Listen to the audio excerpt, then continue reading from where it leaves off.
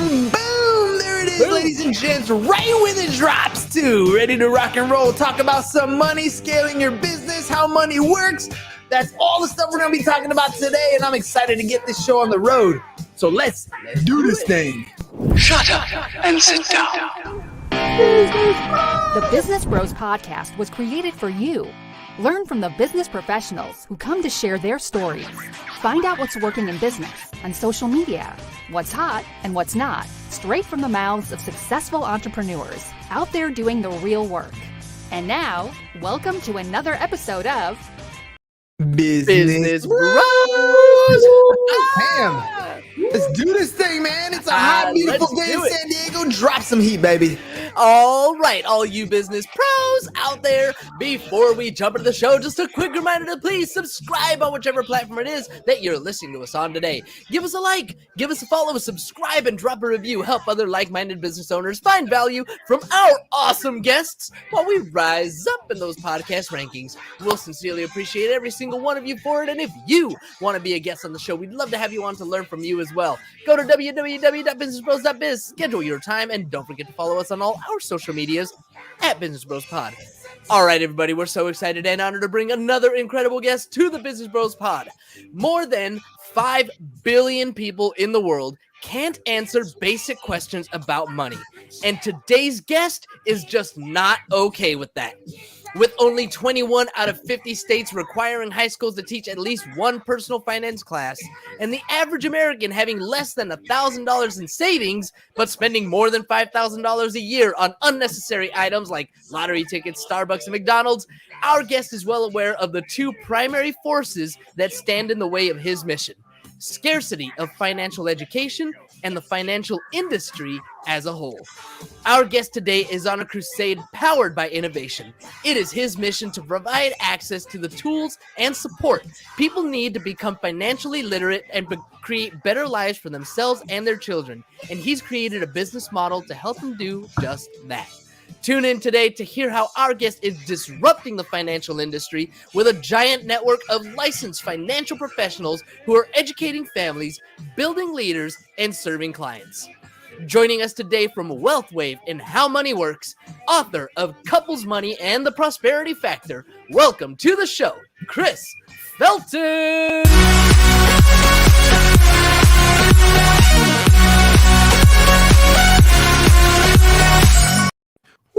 You guys are the best, man. I've done a lot of podcasts, but this thing is hopping.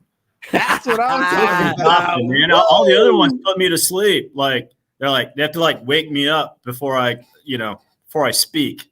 So well, we got you jazzed. Energy. You guys are badasses, man. I kind of wanted to sit back and watch you guys go at it. That'll be a bro talk episode later. Yeah, we do those every once in a while, and then we get to talk about all kinds of weird stuff on the show.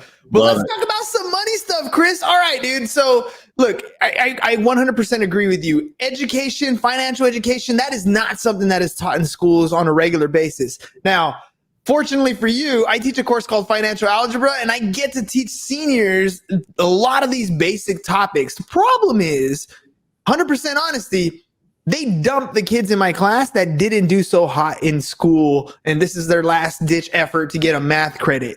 When I think this course is something that everybody should be doing, not just the people who struggled in high school, but even the people who are going to do well and go on to higher levels of education. They stuck with money too when it comes down to it, right? Well, yeah, I mean, and it's all in the results, right? And 96% of Americans retire broke, and I'll ship a couple of books out to you guys. My business partners wrote a book called How Money Works: Stop Being a Sucker, and it's got pictures and characters and colors. It's written in 5th grade English, and they wrote it pre-pandemic, guys, in November of 2019. And in the book, they said the number one economic problem in the United States is the fact that, or actually in the world, is the fact that people don't know how money works. And when I read that in November of 19, I was like, is that really the number one problem? And then boom, pandemic, right? And I'm like, they could not have been more spot on. Average small business owner had 2 weeks worth of savings. People waiting for a $1,200 stimulus check. And the gist is, bros, 96% of Americans retire broke. So What do you think that is, though? I mean, you think generation after generation, they kind of figure it out. Like some families would say, look, don't make the same mistakes I did, and you should probably do this. Why is it that we haven't figured it out yet? Why is it that we're stuck in this loop? well, I think there's financial literacy, but what I talk a lot on is I call it higher law and lower law, and the higher law is really our thinking and our own, my own personal journey. We can maybe get into it later, but I was a CPA and a financial advisor, and in 2008, I found myself in a $250,000 of unsecured debt, leaking. I'm an entrepreneur. And our whole book, Couples Money, was created because my wife and I were at a crossroads of getting divorced, declaring bankruptcy, or actually doing the work on not just the how-tos, but actually my own belief systems that basically told me that being wealthy wasn't a good thing. And that's the repetitive thing, brother, is I think our lives are controlled by 3 or 4 thoughts around success, money. And for most people, it's rich people are crooks. Money's not good. Rich people are bad people. I mean, we can do a deeper dive into that, but we basically come into this world, we get programmed, and then society villainizes wealth. And so there's not a lack of information out there. But what I had to do is I had to do a whole remake on my belief systems that basically I had been carried around in poverty for generations and generations. So at the root of it all is belief systems. And if your belief systems aren't where they need to be, you're not going to go get the education necessary. And anyway, we could do 10 shows on that topic, but that's the work that, I personally had to go through to have a financial transformation. Well, tell me about that belief system, because you said you were a CPA, so it's not like you were ignorant to the ways of money. You understood how money flows. I mean, you could talk general ledgers, you could talk, you could talk journal entries, you could talk, income, income and expense. You could talk all that stuff. That's all money related, but your belief system was different. Like, what was going on there? Well, it's just so when we show up in this world, you have a conscious mind, you have an unconscious mind, right? And the unconscious is about 95% of our show, right? It runs everything. And so like you probably drove to where you had to get to today. You didn't have to think about it, right? You just kind of did it, right? Because unconsciously you're competent at that. So we show up that way. In our first 4 or 5 years, we don't have a conscious mind. We are open. And so whatever we're fed, we take it. And so whatever belief systems from our parents, family, clergy, friends. And so those first 4 years, you're 50% programmed. Friendly world, unfriendly world. Money's good, money's bad. And what I got was what my parents got, what their parents got, what their parents got was it's hard to make, it's hard to keep. We're not supposed to be successful. Basically, that's what we get, brother. And what happens is by the time you're 18, you are 95% hardwired programmed. And so here I was, a CPA and a financial advisor. I knew how to teach people how money works, but beneath it, my unconscious, which I didn't even know, was basically saying being wealthy was a bad thing, right? And you see it, right? 90% of lottery winners dead broke or in jail inside of 10 years. Right? All these athletes sign these contracts. Right now, you got college kids with their name, image, and likeness are going to get millions of dollars. But if their programming doesn't match up, they unconsciously, Tyson did it, Holyfield did it, all this money came in, but their belief systems at the root was like, it's not good. So what do? They do stupid, unconscious things to get the money away from them as quick as possible. And I was doing it too, but finally I was in, I just turned 50, but I was 37 and my wife's like, you want divorce number 2? Figure this crap out. And so I became psychotic obsessed about studying this topic. I'm still a little obsessed about it. And just basically I pulled out every belief. I'm making it sound simple. And if it didn't serve me, I threw it away and I planted a new belief that did serve me. And what we talk about is, that work, what we've done, and then the transformation. So it's kind of like a golf club and a golf swing. So the financial education, the books, that's the golf club. But if your golf swing is like mine, shank everything. It doesn't matter what golf club you put in my hand. It's not going to serve. My nickname for golf was Arbol because I'd hit every tree. It didn't matter if it was in a wide open football field with one tree. I was going to find it. It's worse. It's so much worse. Yeah, it was. It was pretty bad. I'm not a golfer. Let me tell you this. What you're describing there is funny because I heard somebody speaking and I heard it in a YouTube channel. I don't remember who it was, but they were talking about how like everything that you look at in the world right now is a last name, right? Wells Fargo, 2 last names, right? Gucci, last name.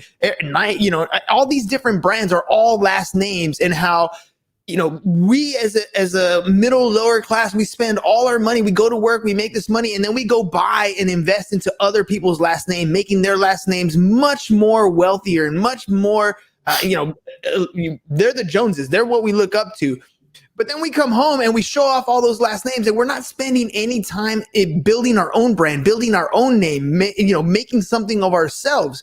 That is that spend mentality that you have. When you talked about the athletes or you talk about the lottery winners, all they've never known is to spend. They've never known how to generate, right? They were given money like an employee does for doing something really, really well, but they've never built a business. They've never, grown that income at all. And so when they're given more, all we're doing is adding fuel to the fire. We're accelerating that personality trait, that money habit that they already have. How do you break that cycle? Like, how do you get them to switch that mindset? You kind of, made it a little simple, pull it aside, throw it out if it's not working for you. But how do we make that shift? How do we even identify that we have a problem? A lot of people don't realize that until they're way in a hole. Yeah. And I think it's it's the guy that's out of shape and has a heart attack. Right. And it's the wake up call. For me, it was, one of my favorite quotes is optimism and delusion sleep in the same bed together. Right. And I was an optimistic entrepreneur, but I was delusional about my results. And so it kind of takes the, and it's kind of why I do what I do. It's why I do a lot of speaking, podcasts, and all that stuff. Is I just encourage everyone. Your world is whatever's going on in here is the results you're creating in your life, and most people don't make that connection. And if you like the results, keep it going.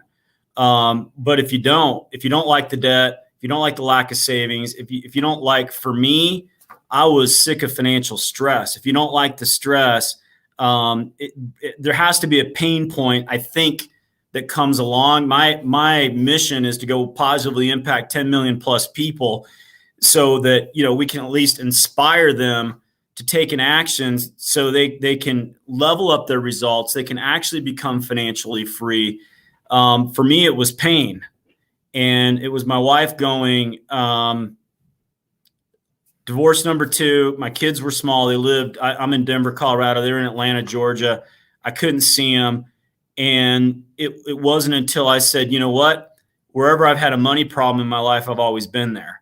And I'm the common denominator of all my problems. And so for me, it was a line in the sand moment. And my goal is to make people aware that let's not get to that point, right? You don't have to be sick to get better. And so, we're emotional creatures.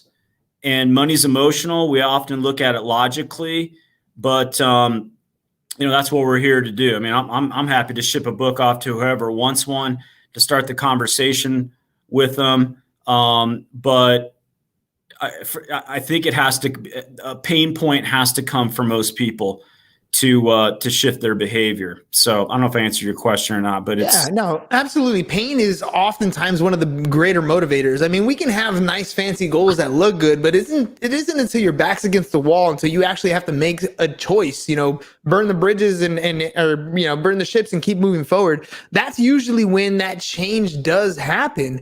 The title for today's show is How to Create a Scalable Business. Scaling is one of those things where I think a lot of people struggle with. They're able to pay the bills. They're able to go, month to month and make it. Like you were talking about, when the pandemic hit, we had businesses that only had 2 weeks of savings. So you're able to get by. What is that step that's necessary for them to scale? What is it about managing cash flow, managing their budgets, managing their profit and loss statements that allows them to move to that next level, to scale up their business? Well, I mean, so I have a couple hundred advisors kind of spread out across the United States, and and I'm just going to come back to this.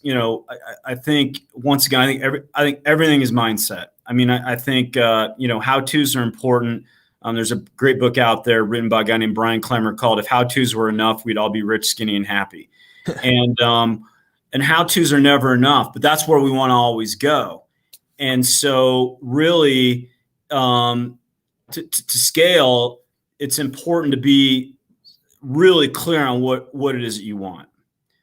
Right. And what are you building, and what does it look like? And, are you seeing it, touching it, imaging, visualizing it every single day? Right. Because what you got to do is you got to transfer this image somewhere to your subconscious mind to get you to move. And so people don't do the things necessary because I often think, brother, that they're just confused. They don't really know what they want. Right. And I've had just incredible mentoring in my life. And every time I get on the Zoom or a phone call with them, they always ask, what are you aiming for? And I'm always able to answer that within split seconds. And it's not because I'm smart or brilliant. It's just I paid the price for many years of not having the clarity of what I wanted to build. And so if you're an entrepreneur here, you need to scale, but why do you need to scale? Right? What are you aiming for? What's your objective? What are you looking to, what is it? Is it financial independence? Is it, I want to positively impact 10 million plus people? Is it a size of the business? I mean, I'm a big Andy Frisella fan, right? Like he's specifically massively clear what's going on in his life. He saw 10 years ago when he was broke as a joke.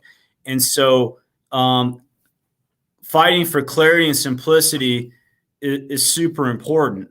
And so the other thing is, and I've had mentors tell me this, the most difficult thing you'll do in your life is bust out of your comfort zones. And so it's tough to scale if you don't know why you're scaling. Right? Because there's pain for the caterpillar to go to the butterfly, right? There's pain there. There's resistance. But the caterpillar knows why it wants to become a butterfly inherently in their DNA. So they know that going through that pain and resistance to pop out on the other side and be able to fly like a butterfly is worth it, because they're done with being a caterpillar. And so for me, as I've had to reinvent myself, I got to do it again, because it's real easy to seek comfort. And one of my favorite quotes is, a life spent seeking comfort results in an entirely uncomfortable existence. Right. I have my top 10 reasons why I want to go to the next level. And I must look at that every single day. And clarity. I must image and visualize that. And so when somebody's like, what's the top 10 reasons you want to double your business, Chris? I can go boom, boom, boom, boom, boom, boom, boom. And almost all of it right now is tied back to impact. But for some entrepreneurs, it might be just proving that you can do it. You got to have emotional drivers and compelling emotional reasons. That's the juice. Most people don't have it. Yeah, I agree with you. Having the mindset is absolutely important. Today, for example, in class, we're talking about things like employee benefits, like, health insurance, stock options, those sorts of things. But in my class, I don't like to give them just that one point of view, because if I just follow the book, it's going to teach them to be an employee. So I played a Grant Cardone video where he talks about creating some passive income, and he's talking about having a target. And he starts off with, most people have this target of $1 million, and he breaks down how $1 million isn't much over your life. You're not going to be able to really live the lifestyle that you're looking for. He's like, my target is 10 million. And that should be where I'm starting at. And then he breaks down and goes into what his theory is and all that stuff. And as I finished that video in class and I looked to him, I'm like, look, here's the truth. You can go out. I mean, they're 17, right? You can go out and find a job for $12 an hour. And that's fine. You're going to have money to do what you need to do today. But then you're going to be stuck in this life where you hate Mondays, you love Fridays, you have too much month at the end of your money, you're struggling, and it's really because you're going for the wrong target. And that's the clarity that I feel like that you're talking about here, is understanding what the hell do you want out of life? Like, what's this lifestyle that you want to lead? It is about happiness, right? I 100% believe that having that mindset of what you want is really a happiness clarity, knowing what makes you happy in life. And it might be a 9-to-5 job, but it's the job that makes the most impact for you. Or it might be that entrepreneurship where you can actually build a company that makes a bigger impact. Maybe it's not that $10 million that you need or that you're looking for, but what is it, right? What is it? When you sit down with your clients as a financial advisor, oftentimes, well, I'm going to ask you, so how often are you sitting there talking about wants and needs before you get into any strategy? Well, it's everything, right? I mean, and once again, it's our study in our book. My wife spent, 2 years flying around interviewing world-class couples that started from scratch, and they were world-class, not just financially, spiritually, the relationships, their health, like they were the full package of wealth. That's who we were looking for. And she interviewed them, and what they taught us was, people that struggle, the middle-class mindset that's addicted to being comfortable. And we know comfort will never lead you to what you want. I call it looking for love in all the wrong places. You're never going to find it. And people look for it, and they're not going to find it. I've been there. I know what that looks like. And the only way you're going to try and find true fulfillment is you got to experience growth and service to others. End of story. Growth and service to others. You will never find fulfillment in stuff, and everyone's got it jacked up. But what they taught us was middle class thinks that goal setting thing is a logical left brain process. The world class thinkers know that it's an emotional process. And so it's right. The 96% don't know what they want their life to look like. The 4% fight for clarity, look at it every day. I spend an hour a day seeing it on paper, reading my business plan with emotion and feeling out loud to influence my subconscious mind, visualizing, seeing. We could spend a show on what was once in my mind became a picture. I could go through all the pictures of just crazy, amazing things that I've been blessed, hand of God, unbelievable. But I would see it in my mind, and then didn't always happen overnight. It wasn't instantaneous manifestation, but it did happen. And what you image and what you tell yourself is what your life is going to turn out to be. So going back to your question, that's where I got to go. I got to pull them up I call it the 60,000 foot level. I'm on Twitter at CL Felton, and I made a Twitter post on that today that you got to spend the first part of your day going to that 60,000 foot level. Or as my mentor used to say, I'm like, what do you do? How are you a billionaire? He said, I fly my plane to Fantasy Island every morning. And then he turned and walked off. I'm like, what the hell's that? Right. I was looking for the how-tos, but he's a dreamer. He goes and sees it, and then he executes at the 3 foot level. Right. And you got to have execution. So anyway, to answer your question, I got to get them dreaming again, dude. Like, it's unbelievable at what point, and it happened to me until I started my own entrepreneurial business. There comes a point in our life where the dream machine dies. Mm-hmm. And I got to get these guys dreaming again, because they are trapped in their consequences, their limiting beliefs, their crap, their past, their guilt, their fear, all that. So one of my jobs, and some people don't want to go there. They just want me to go through the process and, but it's cool when you get across somebody and you start getting them to think bigger and dream bigger. And my job is to transfer enthusiasm and inspiration. But one of my jobs, and that's why my Instagram handle is CFE to E, I want to turn people from employees to entrepreneurs. That's my big mission, because they will never get there being an employee. It is impossible to become financially independent in the United States being an employee. So I challenge people, you better get a side gig, side hustle, something. It's not even optional anymore. And that's what you got to tell those 17-year-olds. They have no freaking prayer, because inflation is going to rage at 8 to 10%. Real wage growth is going to be 2 to 3%. They're going to be losing the money game 7, 8% per year. They won't ever be able to keep. That's a whole nother show.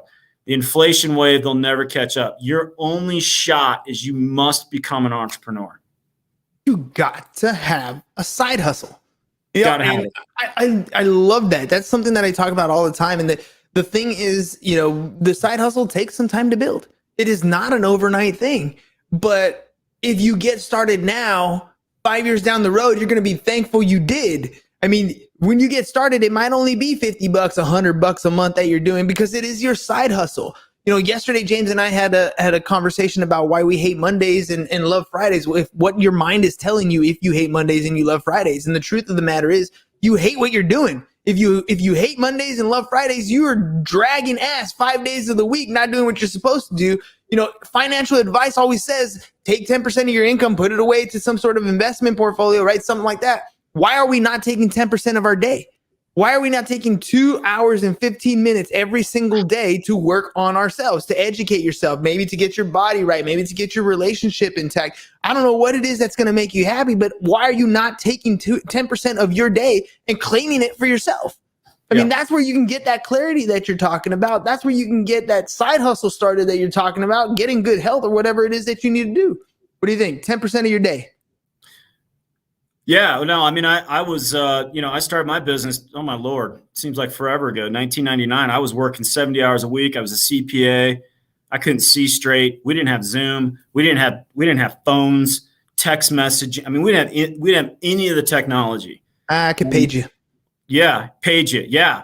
My cell phone was like this big, right? Hey, what's up, man? Hey, bros. So Can't hear me. Yeah. I mean, but I had somebody turn to me and they said, you'll never know how good you can be until money's behind you. I was like, I get goosebumps I probably said that 5,000 times. I get goosebumps every time. You'll never know how good you can be. And then I read an article from the USA Today. They interviewed, this is a long time ago, they interviewed 10,000 people over the age of 80. And they said, if you had to do it differently, what would you have done different? Heartbreaking. I would have started that business. I would have not played it so safe. I would have got outside my comfort zone. I mean, dude, all of them, all 10,000 of them, regrets. Massive regret. So I'm trying to figure out if I'm starting my business. I'm scared. I'm fearful, right? All that stuff. I'm an introverted CPA, whatever. But I read that and I'm like, there's no way in hell I'm going to turn 80 and look back with regrets. And so, and I couldn't see straight, but I had about a 30-minute block at noon that I blocked on my calendar, my paper calendar, where I would sneak into an office and I would make contacts and reach out to people and at least make them aware of what I was doing. And I built my business in the nooks and crannies of my life for the first year. But it got done. Hell yeah, it did. And now we've helped, I don't know how many, thousands and thousands, and we're going to end up impacting millions and millions of people. But for some reason, I always call this the hand of God. I didn't understand personal growth and development. I didn't understand mindset. I just knew I wanted to have a better life, and I didn't want to have regrets. And I was going to bet on myself. And if I didn't bet on myself and give it a shot, I knew I would always regret it. And I just knew that, like, you know what, there's this compounding effect. And so the world-class thinkers know that there's the compounding of small things over a period of time, right? The guy that dies of a heart attack at 65, it's not the last cheeseburger he ate, right? It's the compounding of bad choices that led to the health problem. So I just got in my mind that if I could just plant some seeds every single day for 30 minutes at a time, so it wasn't even 10%, but I just look at my schedule. I'm like, I'm going to do what I can do. And holy cow, still blesses me today. So plant some seeds. But you were moving forward, right? That's the key here, is that you're constantly moving forward. Even a baby step adds up over time. They're still moving in a forward direction. You know, what I tell people all the time is it's not that you're incapable, it's that you're unwilling. And there's a big difference between unwilling and incapable. Unwilling is a good thing because you can change that. You can always hit the reset button at any time in your life to keep going forward. Just start over. And right now is a new second. The other one's gone anyways. You're never going to get it back. It's gone forever. So change the one going forward. The only moment you have in your life right now is this moment right here. And you can make the change. Don't wait till Monday or the first of the month, the first of the year. You can make the change right now. Before we head out, Chris, let people know if they want to work with you, reach out to you, get a copy of the books. How can they do that? Yeah. So howmoneyworks.com/Chris Felton. You guys, my website. You guys can go out there and I think you scroll down and hit a button and I get an email. And if you want a book, just let me know. It was the #1 selling financial book of all of 2020 that my partners wrote. And they've done 150 media appearances on that book alone. Couplesmoney.com, pretty cool place to go as well. So 60% of divorces are tied back to financial stress. So we got there. I'm getting more active on Twitter. I just started a couple weeks ago. So at CL Felton at Twitter, and then the Instagram at CF_ETE. And I'm getting some things rocking and rolling there. So, and I'm always available for talks like these. We do financial education for companies. I do mindset training for companies. Lots of different cool things that we can do, and I'm here to help and serve and positively impact 10 million plus people. Sweet. 10 million plus, ladies and gents. Look, it's like anything else. You know, the other day I was in my garage listening to an audiobook called $100 Million Offers. And I've been having this kind of doubt in my mind, right? This imposter syndrome set in as we're launching our agency officially. And, you know, sometimes I'm wondering, you know, why would people want to work with me? And then I realized as I'm in my garage listening to this book, oh, that's why. Because I spent hours and hours and hours listening to and educating myself in this space because I spend so much time creating digital content. Oh yeah, I'm not an imposter. I'm actually doing what needs to get done. So head over to Chris's websites, howmoneyworks.com/Chris Felton. Go to couplesmoney.com. Pick up these books, learn, start to educate yourself. Remember, you're not incapable. You're just unwilling. Switch the light on and start being willing to learn. 2 hours and 15 minutes a day. That's 10% of your day. Use it for yourself. Change your life. Nobody else is going to do it for you. You got to do it yourself. Chris, before we head out, man, I got 2 questions for you because we're big on testimonials here. What was your experience like on the Business Bros podcast? Question number 1. Question number 2, who should be listening to the show? Well, I've done, I don't know how many podcasts I've done. This has been my favorite. So anyway, you guys are on it. I love your energy. You're purpose driven. It's obvious that you're doing this to add tremendous value and make a big difference on the planet. And that aligns with what I'm all about. So on a scale of 1 to 10, you guys are an 11. So congrats. I haven't given too many 11s.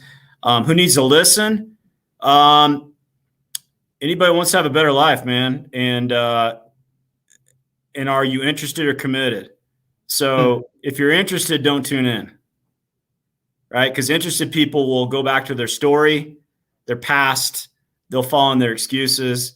This podcast won't serve you because you're interested.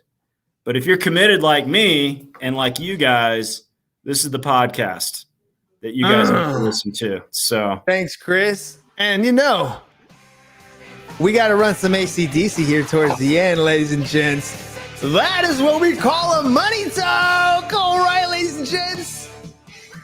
Comes down to, are you willing? Because you're damn sure capable. It's time to go out there and change your life. 10% of your day is yours. Own it. Make it your own.